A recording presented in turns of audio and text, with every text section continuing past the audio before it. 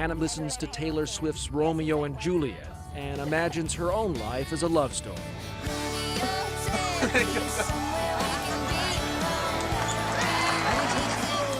And why not?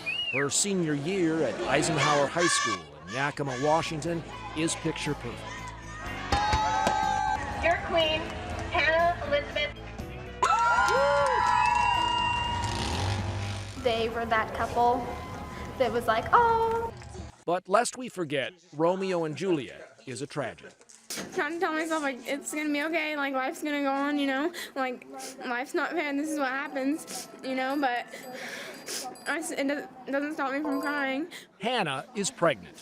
The all-American girl has an all-American problem. 3,000 miles away in the working-class town of Haverhill, Massachusetts, 19-year-old Jeremy is a teen father and the exception to the rule.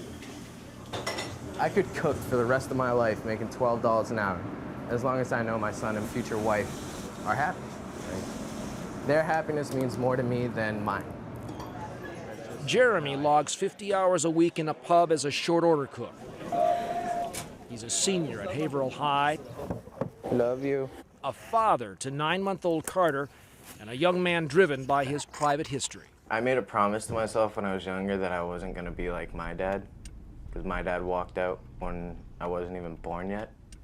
My mom was a single mother for 90% of my life. Seeing her go through all the struggle of trying to raise 3 kids on her own, I knew I could never do that to somebody, ever. Meanwhile, down in Louisville, Kentucky. What's your favorite subject? I love English. Okay, Mahogany. A tiny 14-year-old pregnant freshman named Mahogany is determined to be the first in her family to graduate from college. You love English? Yeah. I get A's and B's. Yeah? Yeah, but I'm really not satisfied with the B's. I'm trying to get all A's. Mahogany got pregnant between 8th and 9th grade. Her father is no longer around. This was the first time you had sex? Mm-hmm. Yes. And we actually did it like more after that, but yeah, that was the first time. In America, there are 2 very different schools of thought about how to talk to teens about sex. 1,500 miles and worlds apart. Well, there's the 12-step program of properly using a condom. So if you can think about 12 that. steps? 12 steps. What's 100% effective? Abstinence. What's 100% effective? Abstinence. Can you live that way?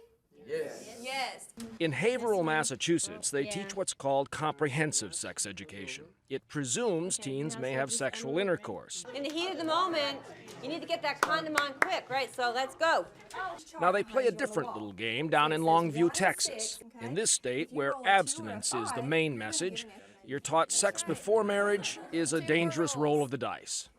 A 2. You have been notified you have herpes. Does any of that sound like something that you would want to happen in your genital area? No, I would think not. Tanya Waite has the perfect last name for her job. She's been giving kids good reasons to avoid sex ever since her days as a Texas beauty queen.